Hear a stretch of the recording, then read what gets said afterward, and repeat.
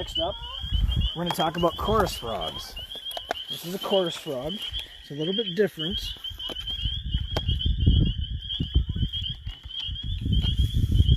This guy's a little bit bigger than our spring peeper. He's about 1 inch to 1.5 inches in length. And I haven't heard a lot of his calls tonight while I've been talking, but you can see he definitely looks a little bit different. See, he's got some mottled markings. He's more olive brown and a little bit larger, a little bit more beady looking eyes. He's like saying hi though. He's kind of a friendly guy. Again, I love how he's just got his legs wrapped around my finger, and he's not shy of vocalizing either. That's how I actually got this guy a little bit earlier tonight. He was making a little sound, and I'm going to model it for you in just a second. So this is a chorus frog, and they're known for making a sound that kind of sounds like someone plucking a comb. It's kind of a ree, ree, and I'll try to demonstrate that in a second here. Of course, you got to have a comb with you.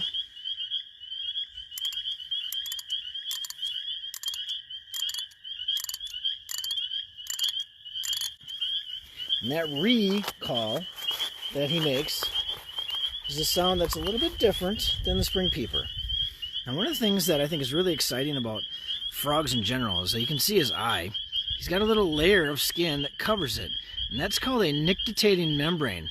And a few weeks ago, Velocity students, that was our Freaky Friday fact, and that nictitating membrane is like a thin layer of skin that kind of covers the eye to protect it like a pair of goggles.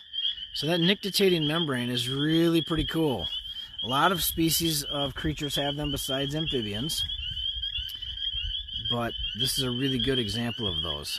The second thing I want to look at is you can see that little circular disc shape right behind his eyeball, right here, right there. That's called the tympanum. And the tympanum is kind of like an ear for a frog. It allows it to sense and feel vibration in its environment, and you can get a really good look at that tympanum right there.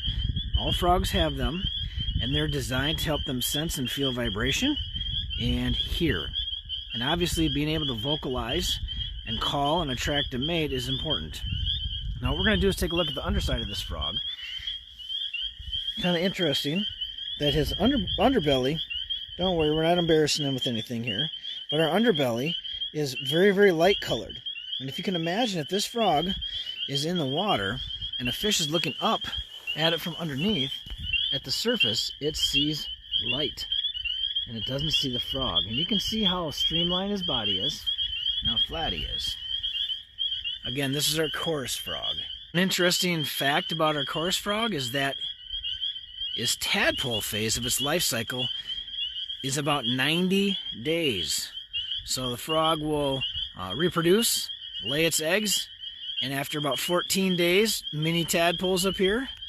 And then after about 90 days, they metamorphosis and change into the frog that you see right here. We're going to let this guy go too.